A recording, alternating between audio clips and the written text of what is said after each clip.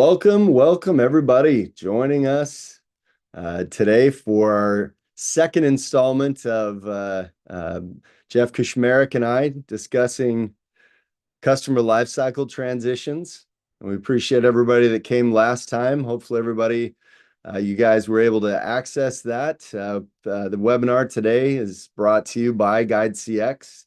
The original episode 1, if you will, is hosted on our website under events, and the deck that Jeff shared last time. So we had a lot of great conversation, Jeff, a lot of questions. We ran out of time last time, so we hope everybody is ready. You're buckled up and ready to take some notes. We will be sending this out. Was one of the most common questions last time. Will this be sent out? Very short answer, yes. There will be a email sent with the recording and again the content Jeff's going to share and the recording of the webinar today will be found on the GuideCX website, again under resources and events. So Jeff, how are you? I'm doing well. Yeah, no, thanks. I'm sure like a lot of the country dealing with this heat, but yeah, absolutely. Yeah, slows me down a little bit, but yeah. There you go. Yeah, they called it in Utah heat dome. That was a new one for me. I've been around all over the country, never heard of a heat dome. So we're getting creative with describing heat. Yeah, it's impacting my pickleball game. It's hard to show up and sprint around at 90 plus degree. And we get the humidity, like that's the other component to it. Like I'll take 90 degrees if it's relatively low humidity, but so awesome. Well, I know we've got quite a few in today. We do have some options. The chat is there. Feel free to comment, get conversations going. We do also have the Q&A. We'll be monitoring that. So as you're coming up with questions, don't hesitate. We'll make sure we get those answered. Jeff covering those as we are going along. So again, last time, just to bring everybody up to speed, we started with the sales to onboarding handoff. There were a lot of great questions and conversations around, hey, how do we do a kickoff? What should be transferred? Who's involved where? And so we're really going to kind of pick up from the onboarding to customer success, talk through that a little bit. So Jeff, give us kind of your quick summary of how we get from sales to onboarding, and now what are we going to talk about today? Yeah, so we got a kind of a detailed question on the registration. Could you mind reading the question off? Do you have it in front of you? Because I prepared some materials for it, but I wanted to yeah. Yeah, I can grab that. So question was, if I'm talking about the same one, I'm It's looking like to build 30 out 30 a month was the logistics around Yep. it. Okay. Yeah, I said looking to build out a scaled implementation function. Do you have any tips for managing the handover from implementation to customer success at scale? Estimate 30-ish accounts a month. Yep. That's a good volume and number. Good, not 500, not 4. So kudos to your inbound on that. I think last time when I was talking, may have brought up one of my standard creeds, which is process first and then tools and automate. When you get to this volume, you definitely need to layer in some automation here. This happens a lot with my customers. So I genericized one of our screens, sort of a work process flow here. So, and I'm going to show the one that I grabbed before Miro went down. I think it's back up, but I want to be safe here. So Dave, can you see this in front of me here? You're looking good. Let me zoom in just a teeny little bit here and go over. This is why Miro would have been a little bit better. But essentially, some of the things may change organization to organization, but this is a pretty common workflow that I see with companies that get more than 5, 10 accounts, new accounts a month. And as what happens with certain small startups, you have to get kind of really tightened down because we had found that this was just a travesty, right? It was just a terrible thing that was causing I'd go and talk to a lot of customers that were churning, and they were like, "Oh, it was just terrible after the sales deal happened. Had to wait weeks until we got on with anybody." A lot of balls were being dropped. So if you have a RevOps function, they will love this. And I really do rely on RevOps to create a lot of these types of workflows. They have that great sort of, if you have RevOps, but they have this sort of great over the top holistic view of how a deal processes through from top of funnel all the way through, hopefully a renewal and advocacy and not churn. But essentially, the deal gets closed, and we're in the sort of deal closed one thing here. Now, whether the AE submits a billing request form, this would hopefully get automated at some point in time, but this is sort of a middle of the road company in terms of automation, and some parent-child stuff gets created. But essentially, what happens here is that once the deal is closed and the handoff form has been completed, does not have to be in person, because sometimes you don't need in person, especially if you're selling to a lot of the same types of customers or whatever. But once they've done this, and by the way, they don't get paid their commission if they don't do this. What happens then is this auto project creation automation that happens between Salesforce and, in this case, GuideCX. So what happens is that it's all in the background. So once the AE does the things that they're supposed to do, they hit submit, and then a workflow happens that the project gets submitted to the PM team, an email gets sent out. But also what happens is that hopefully by this point in time, they had basically 3 or 4 different project types based on 2 different products that they have, and being a small project or a large project. And so the project was automatically created. And then the person who runs the PM team basically gets you need to assign a PM to this. And then that happens. And then after that, we get into this sort of scheduling workflow of a 30-minute kickoff call. I like to say this is a kickoff call. It's not a requirements gathering session. And I might have gone over some of this stuff before, but essentially give them some homework to do, let them know your process, show the people, but don't go super deep into it. Gather their KPIs, and why they bought, reinforce why they bought the software. Don't ask them that, because then they'll say, well, don't you guys talk to each other and stuff like that. But essentially what I really was focusing on here is this automation that happens once the mandatory steps happen in Salesforce, to automatically create a project, automatically send an email, say you need to assign somebody, and then go from there. And then after that, the kickoff happens, and readiness package gets sent out, and all of this other stuff happens. So Sure. that's kind of what I wanted to go over to answer that question. So it's I'll say, just in context from the sales side of the house. I know there aren't probably any sales folks on the call today. So you might be thinking, "Hey Dave, why are you talking about sales things?" I can't tell you how many times, both when I used to do implementations and now when we're talking to people doing implementations, onboarding, that are saying, "Hey, like, we're constantly going back upstream and trying to gather information, get things that sales didn't gather or that they didn't communicate." So that's a great point that you bring up, is there needs to be a very solid, thoughtful approach to whatever onboarding needs to understand. There needs to be a good way of housing and gathering that information in whatever CRM, and then being able to automate that to a high level, which now makes that a smoother transition point. So it's a great call out. And just a note that's further on for that particular customer, but something I try and do a lot of is that the project creation, once that has happened, then GuideCX can then contact the CSP, and then the CSP is there's a CSM workflow. The CSM gets assigned to it, and then when they're alerted, I don't think a CSM should be on every implementation call, but they need to be introduced as the kickoff, as the single point of contact, so they don't feel like they're constantly just getting handed off from resource to resource.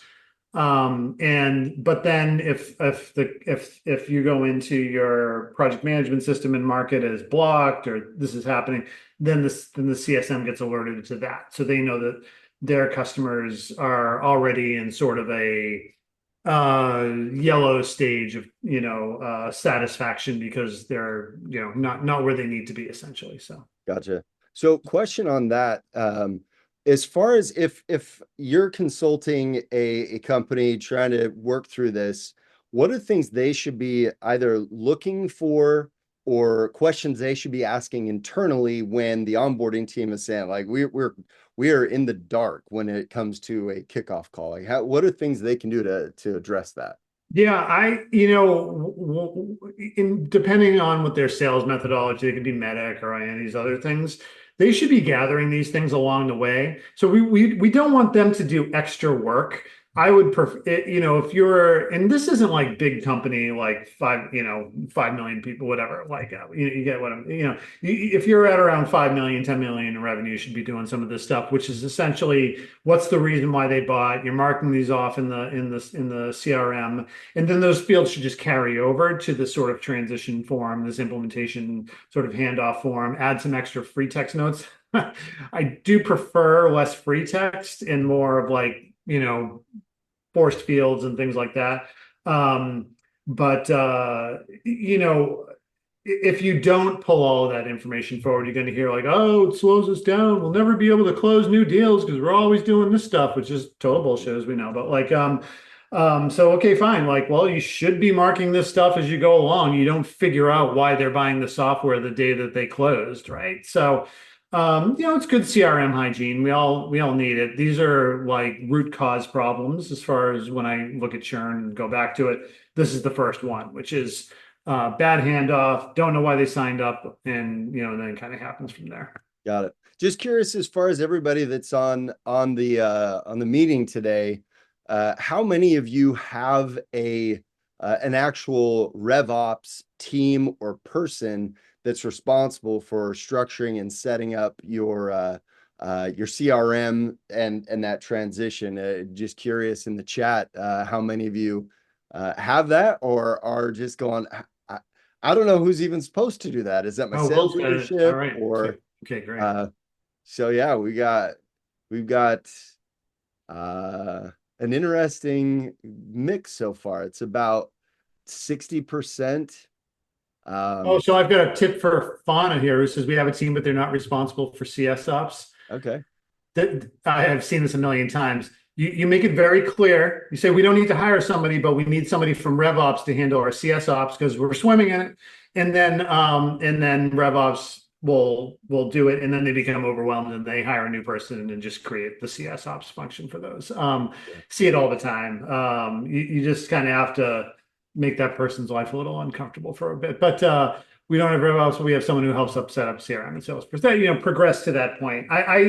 It's I'm seeing this. I don't know if sure if you are. It's kind of getting forced on from the board function now. I think I go back to like 2015. Boards weren't really talking about customer success that much, right? Now that they are, now it's like table stakes. What are you doing with success, right? Like, if you suddenly you sell $5 million one year and then 10 the next and then 20, well, that now you've got 40 in revenue. Who's going to take care of that? So it becomes a big problem, right? Oh, great. Now I'm seeing it be very prescribed by some of these boards that you need RevOps functions as well. So I'm just basically like, hop onto that train, right? And they should see the whole customer lifecycle. And so that's the argument I always use. Like, well, RevOps owns the whole process flows for that, and we need help on that. And then they'll wind up, breaking out the CS ops, because if you think about it, we just talked about two or three systems there, project management system, a CSP, hopefully, and then you need somebody to manage those and things like that. So Yeah. yeah. Yeah. Yep. No, perfect. And a shout out to Chandler Olson here at Guide CX. He does all of it. Oh, no, So it yeah. does show that it is possible with the right level of communication. If you're not at that, 250 to 500 plus employee count where you just got people all over the place that are looking Yeah, for work yeah. to do, it's possible to have that one ops person that can manage as long as there's really good communication. I would Yeah. say on our side, it's been really actually a blessing in disguise by almost forcing sales and CS and onboarding to really work together because we don't all have our own resource. So And RevOps usually kind of comes in. They remind me of like the old consultants that would come in and analyze the whole business and then know this is how it has to be. Just on that note, you brought up Chandler. You reminded me of something. What I've seen a bunch of companies do is like they and we don't do this, so this isn't a thing for me. But they've brought in like CS ops consultants to come in and like build a. If you're like you have a task list that's just a ton, bring in somebody for like 3 months, 4 months, or whatever, get the stuff built out and then hand it over to just manage on a day-to-day basis. But when you're talking about Salesforce fields connecting to these other fields and all this other stuff, just kind of go from there. I see Ted's comment as soon as he said install, like, yeah, I'm familiar with that world, shipping XCs over on a disk and installing. I totally get it. But that's talking my age there. So there we go. Okay. I can talk about some more stuff on these. This thing started in the last call is like transition points, right? And we focus so much on the sales to CS or sales to CS, but it's really sales to kind of onboarding implementation. Sorry, I'm pounding the seltzers before a meeting. I'm like kind of wishing I didn't do that, but we always forget about the sort of implementation back to CS, right? And where the workflows there. And when you were talking B2B SaaS and things like that, there's a lot of stuff like configuration information or this customer signed up for this toggle, this X, this Y. And you're going to really hamper your support team and your customer success team if you also don't document that stuff, right? And I've actually found that unless you use something like I'd love to hear people's feedback on this, but unless you have something like a Confluence or some other type of wiki or maybe some people put it in their Zendesk or something like that. But I found that that the CSPs don't do it well. You're not going to put it in the project management software because nobody's going to go access that once the project's been archived. So there is this kind of process that gets missed, which is like documenting everything that happened on that call. So if I think about like my time when I ran this at Virgin Pulse, just a quick thing so you'll know, it sounds easy, but it's actually massively complicated. It was like more complicated. We sent more internal communications than Twitter in terms of message queues and stuff, computer stuff. And it was the basic thing, like you get a Fitbit and you walk around, and if you get a number of steps, you'll get like HSA points and things like that. But if you think about all the different systems that need to connect to do that, there's a lot of crap that happens, right? And technical term, but then like everybody was set up a little differently, right? Like the reward points or the thresholds or the this or the that. And we had to document everything in Confluence as we were implementing along the way. Also people don't want to give out Salesforce licenses to everybody because they're expensive and you get into enterprise. So we just basically created a project template for implementation. This is the customer. We actually kept the joint success criteria there as well too. And then all these little thresholds that we had to take care of. And then support, if they got a call, they would go look at it. The CSMs would, always refer to that page. We're in Gainsight at the time, so they would kind of get a view, they would get the link in Gainsight and click on that. But like there hasn't been a great process for that. I'd love to hear if anybody's figured this out, but like complicated enterprise B2B, there's a lot of tweaks and toggles and settings, and nobody's really mastered this in the software world of where you document all that stuff. So I'm basically saying like go old school or Notion or something like that, but like you need to have a template in a sort of repository for these types of things as well too. Sure. Yeah. Otherwise, you get a support call. They have to, your resolution times start flying up. Boards do look at that. They don't like high resolution times. And you got to go track. Oh, well, we got to, look at the configuration of that. Oh, let's talk to Dave. Oh, Dave's not here anymore. Well, who knows? Nobody knows. And then it just turns into a big thing. So, something I always, make sure I'm documenting along the way and things like that for our implementation team. So. Sure. So let's kind of unpack that a little bit as far as going back to you made a great point. A CSM does not need to be on every implementation meeting, or they might as well do the whole thing itself. So what are those critical must-have touch points for a CSM during an implementation? In your mind, I've got to assume that the first answer to that is it depends. I But hate talk that to us a little bit about answer, it. but it is company dependent because of the levels of complexity. That being said, um, even on so let's remove PLG from the conversation, right? If you can go in, stick a credit card in, get a link or drop some JavaScript and you're done. Like we're not talking about that, right? Congrats if that's where you are, that's fantastic. So, but also if you're more complicated, that means you're stickier in your enterprise and you're probably going to be in there for a while. So I back to what I was saying. If you're having a kickoff call, I still believe somebody, even if they're scale, if they're going to be part of like a digital team, tech touch solution or something like that, I have the leader of that group usually or some other people attend that call because like that you need to let them know that hey, you're going to be with implementation for this period of time, then you're going to be with our group. And then they'll, if it's digital, then they're like, and this is how it works. It's kind of like a support queue. You fire it in.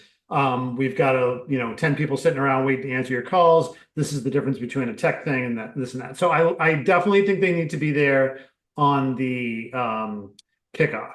The next one, and then there's the end of the project, right? So you got to bookend those things. A little quick tip I like to do on those, if it works, is that if the CSM is available at that same time, say you're meeting, Wednesdays at 10, it would be great if that meeting always stayed Wednesday at 10. It just the owner changed and everybody meets at that time. But regardless of that, I only really like bringing in the CSM if there's something during the project that needs like their strategic consideration. Like I talked about Virgin, we really needed to know like the outcomes that they were trying to get, the incentives that they were using, and we had to kind of create a custom configure. It wasn't configured, like there's no code that goes into this. It's all how you're setting thresholds up in like a management dashboard.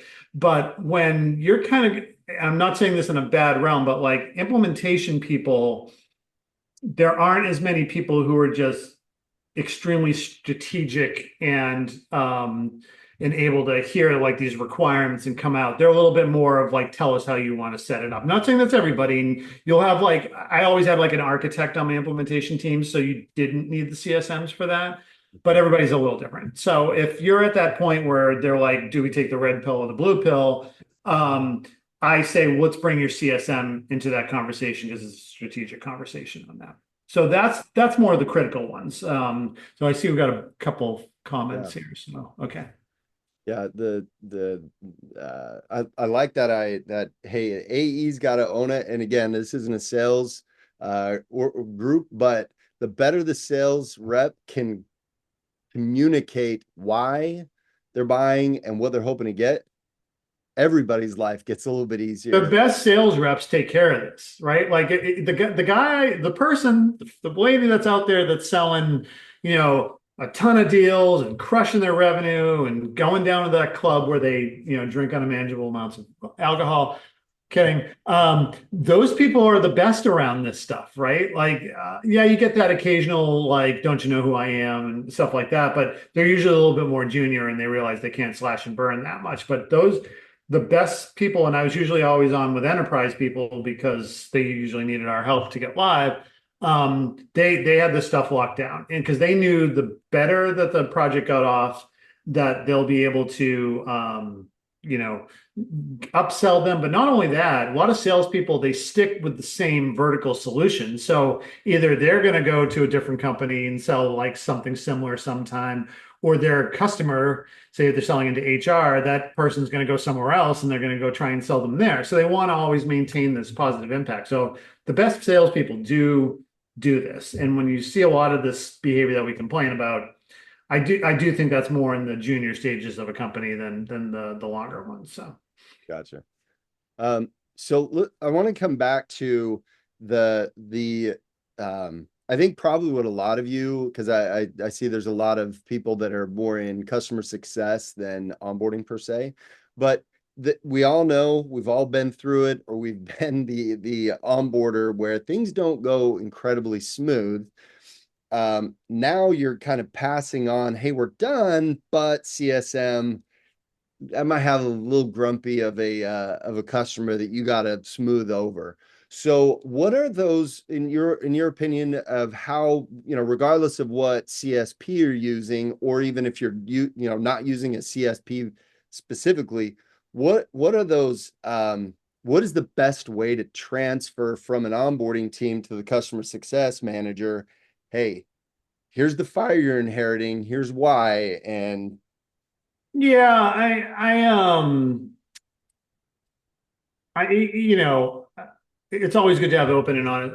I've not really transferred too many dumpster fires over in my life, so I don't have all the best practices on that. I mean, you're always going to have some prickly personas and things like that. I definitely don't put that in writing, but I definitely will. You have internal handoff calls. Like now, if the CSM's been on certain calls and everything, I would say if things are in a kind of not the best state, I would try and kind of flesh that out with the customer on the call. Like I would say, hey, let's have a meeting, we'll go over like what worked and just kind of a little retro or things like that.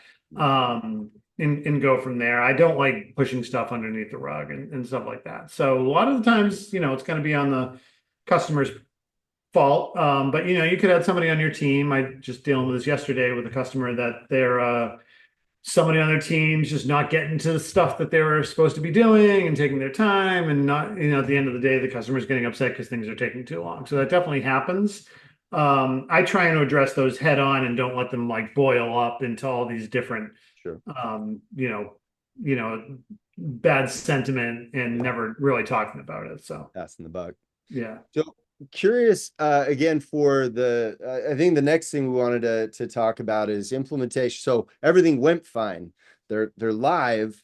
How many on the line today that are watching have a formal kind of 30, 60, 90-day process that the CSM really now starts to enact versus they just jump right into customer success? And Jeff, your opinion on a direction one versus the other. Um, I think what you're asking is should CSMs have the like defined cadence per tier? And the answer is absolutely yes. Depending on the solution. And I'm not trying to do it depends here, but certain things you can sort of launch and it'll roll in the background, and then certain other things like ERP and HCM systems and things like that, when you're dealing with people's like payroll and money and stuff like that, needs a little bit more finessing and taking through. I like to, do some standard stuff, which is baselining the customer's CSAT after onboarding, to see where they are. Okay. And then from there, see which direction that we're going in. You know, you, I define the cadence by the tiers, right? Let's just say your average ACV is 50K a year. If you've got a customer that's blew through that and they're your new big customer, there's hypercare, which is kind of what was great. I was kind of alluding to that. That wasn't, that's the funny thing is that became a term after I was doing a lot of it. So I don't say it naturally, but I'm kind of describing it, which is you do have sort of this hypercare period, this burn-in period. For the complicated stuff, if it like, let's take the ERP, the HCM scenario, like run a payroll or two before you roll off to the CSMs, is one thing I do for hypercare. But to go back to the sort of a higher level view on the 100K or 200K ACV, when they're like 2-3x your normal size customer, you're probably meeting with them a lot more than you are meeting with somebody that sold a lot underneath that at like 15K. So you can't treat all of your customers the same in terms of the one-to-one, but you should find ways to replicate that in a one-to-many scenario. Like, I've got a very strong belief that people churn because they don't feel they're getting the value from the software or they're not being told of the value that they get. So then the question is, how do you get this value in front of your customers and things like that. So, you definitely need to find cadences. In what you also need to do is to make sure that you're not just interacting with like the admin person, but the person who actually signed the deal needs to know about any problems or results that they're getting. Bless you. Okay. So, I'm actually reading Fauna's comment here because so I think this dovetails into a little bit what we were saying, like this 30, 60, 90 phase where they're trying to understand how the customer experience should look and feel. Leadership isn't aligned with hypercare. Yeah, wants to solely on a relationship during their own stage. Yeah, I feel people have jobs to be done and things like that. If you start doing relationship stuff during implementation with the implementation team, then they don't want to get transitioned off the implementation team and stuff like that. If you're upfront and clear during the kickoff, it's a little least of an issue and things like that. But what you shouldn't be doing is just winging it. Right? And I definitely see I have a customer that's 60 million in revenue and they don't contact their customers unless something is wrong. So they need to have some cadences in place of whether it's a month or every 2 months or quarterly. Everybody says, oh no, the QBR is bad. And what's bad is a 55 slides for a 60-minute meeting. But what is good is letting a customer know that they're getting the value and the outcomes that they signed up for. And you have to kind of figure that out. Some customers are like, I'm good. I don't need it. Bob London talks about love languages. Like some people are like, I'm good. I'll let you know if there's a problem. We're good. But find ways to get this data over to them, right? Like what works in the digital realm can also work in the enterprise realm where you're looking through some data points and you send them a quick Loom video with some charts in it and say, look, that thing we talked about, you're doing great. Let me know. Here's a CTA. Here's my Calendly. Schedule a call if you want to talk about it, right? So you don't have to be as formalized, but you do have to sort of be reaching out and caring and showing and stuff like that. So Gotcha. Well, it looks like Jennifer too had posted a comment that there's a high level of automation that they've executed on for a 6-month campaign. Really interesting to see that there is actually, as she put it here, weekly emails from the entire team. So it sounds like a good way of stitching together all those different relationships. Well, at the beginning, you want to hit them more because that's when their engagement's going to be higher. And that's also when they can fall off the fastest, right? So you want to be, especially in onboarding and like, because let's remember implementation, getting the stuff set up and configured correctly, and then onboarding is getting the users set up. So implement software, onboard people. I think Harris or somebody says your team. And that's what we're talking about here. So if you're going through an onboarding cadence, it's better to be more frequent about communication, which I'm a big fan of as well too. So, gotcha. Okay. So when it comes to configuration of playbooks, journeys, whatever you want to call it, depending on the CSP, are there key metrics that you look for when it comes to your consulting on when it comes to initial adoption, change management, and then moving into, I mean, I think you mentioned the last time, renewal starts at implementation, yeah, right? So what are those key things that you're looking for to make sure, hey, this has gone smooth, and we are looking at, that value creation, value building towards renewal and expansion? yeah. Every software has their sort of health factors, right? For example, everybody talks about usage, but I've had several customers where it's kind of like they go in, set it up, and it's set it and forget it. Like their software is kind of like a configuration. Like you go set up your e-commerce front, and then you don't change it for 6 months, and you just kind of monitor its performance. I remember that customer didn't even want a CSP because well, we can't look at usage. And I'm like, well, you still need to do other stuff besides that and reaching out to people and stuff like that. So, I'm just going to refer to it. I have my list of playbooks that I like to set up, right? For most types of sizes of companies, right? So if I'm looking at a chart, unfortunately I can't present it right now because it's not in the state and it's got a vendor name on it that I don't want to show. So, but essentially when I think about playbooks and all these things. You've got your important life cycle things, which are, I think, more relationship focused. And then you've got your risk ones. I'm a little bit more leaning on the risk ones to make sure you set those up first. Because the risk ones, like they always happen, right? I mean, the relationship you need to do as well too, but are you going to have a non-responsive customer? Absolutely. Well, what do you do about that, right? And I can't stand it like suddenly a Slack goes out and then everybody's saying what you should do. It's like, you should have that down to a science after your first 3 or 4 ones of doing that, right? You're going to have a customer saved. Customer said, we don't want to use your software, or we're getting forced to go to something cheaper, whatever. So you're going to need to save a customer. You're going to have an escalation. You're going to have this low engagement. That's so non-responsive, customer save, escalation, low engagement or usage, because low engagement means they're just not responding to your emails or they're not using the software. And then the fifth is loss of champion, right? Like that's going to happen to your customer base, like absolutely no doubt. With the life cycle stuff, that's when it depends on the size and what type of customer that you have and things like that. Because everything I just mentioned, you can do on a technical touch, digital touch feel.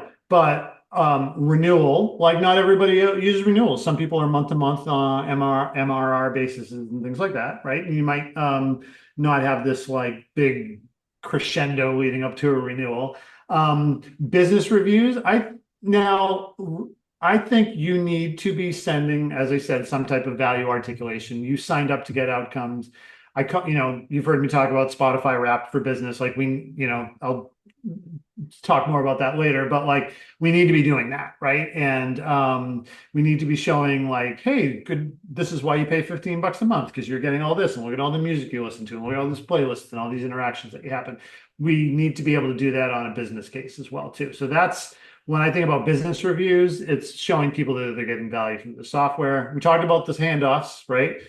We talked about a joint success plan, which is essentially documenting why they bought the software. And then you get into like account transitions and customer offboarding and things like that. Might not be as applicable, things like that. But I try and make sure that those are all set up, regardless of what you're using for software, because all of those situations happen almost every day with your customers and things like that. Now, there's a lot more after that you can get into, but that's probably pretty business dependent and things like that. So Gotcha.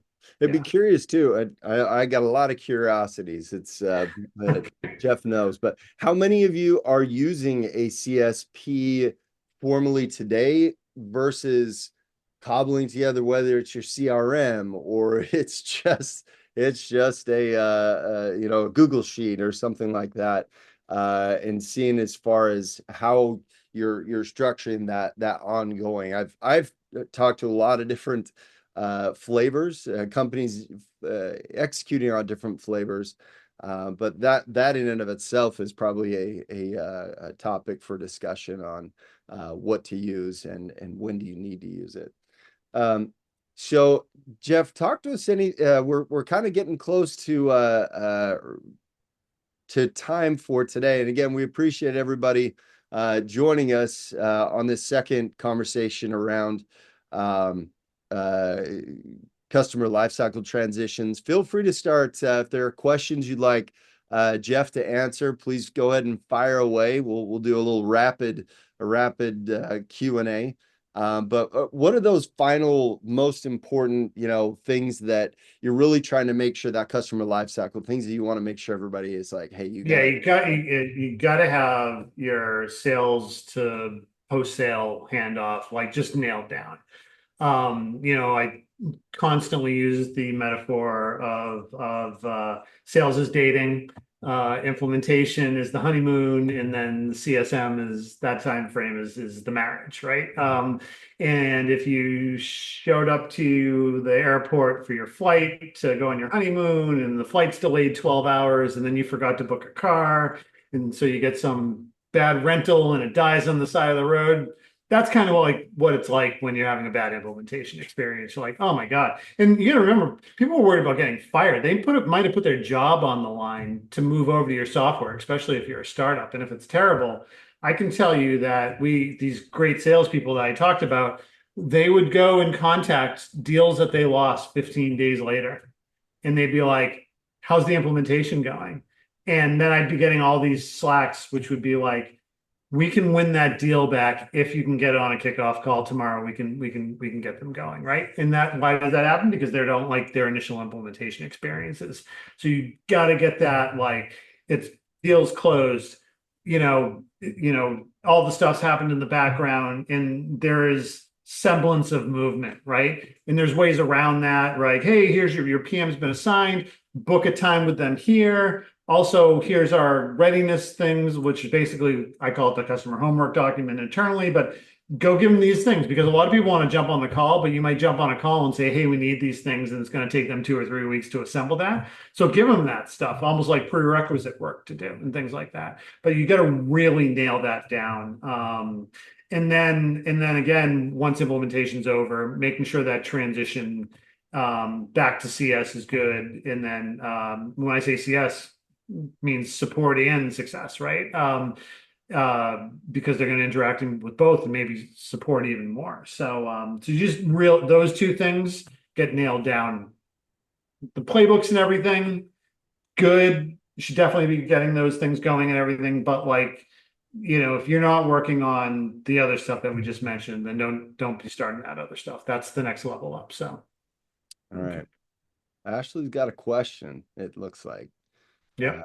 Key steps or tips for when to approach a customer to be an advocate. Uh, Sales team wants us to ask customers that are onboarding to be referral. Oh, Yeah, yeah, yeah. yeah. I get asked this one a lot. Yeah, I actually just answered this last week. I agree, Ashley. I'm the same way. Like, whoa, pump your brakes here. Like, oh, also, by the way, like, shouldn't you have enough customers that are out of, so unless you're a startup and, you're just going through your first batch of customers, you should have people. That being said, when I get a lot of calls because some new executives come in and they're like, we tried to get reference calls and we found out that like we can't reference anybody because of really crappy implementations. And I'm like, got it. Okay. So the best, so there, I'm not a sales guy, David, but he will tell you that there's something called the trust bank, right? And you need to essentially make 3 deposits before you take a withdrawal, right? And so what your salespeople are asking to do is to make a withdrawal on your first deposit, essentially. Big time. The best time to ask for a referral is after a successful implementation.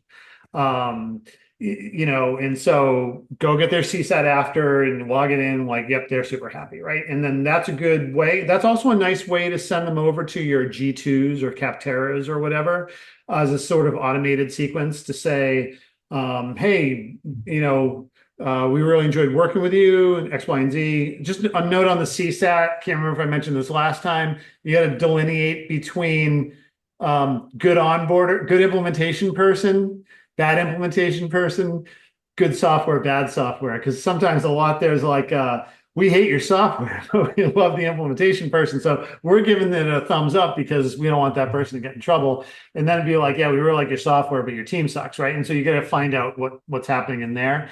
But Ashley, the answer is get them through implementation, successful. They're in a good spot. Got to keep them there, but you've done your job, and that's a good time to say, hey, especially for sales, like, hey, how was your implementation? Great, it was good, or something like that, and send them over to your G2s and things like that.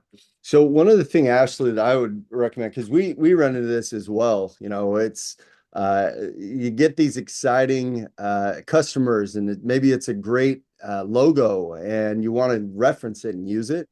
One of the going back to what we were talking about early in your CRM configuration is have something that allows you to track who is a customer that is willing to be take a reference call. Sometimes, in the sales process, they're negotiating for a better deal and they're saying, hey, I'll do all these things for you. But you definitely, the question that comes up on a lot of these referral calls, reference calls is, how long have you been a customer? And those are at least prepping for the step tip on approaching a customer is making sure that they understand, that you're saying, hey, have you had that win? Are you adopted? And then even saying, hey, we're not going to come and ask you for that referral, for at least X number of months, 3 months, 6 months, something like that. Because there's other things that you can be doing as far as creating white papers and assets to put on your website, testimonials, things like that, without actually having to put those new customers right in the lion's den Yeah, to answer those questions. So great question, Ashley. yeah, that's great. So looks like we're right at time. There is a quick poll. We just want to understand how the content was.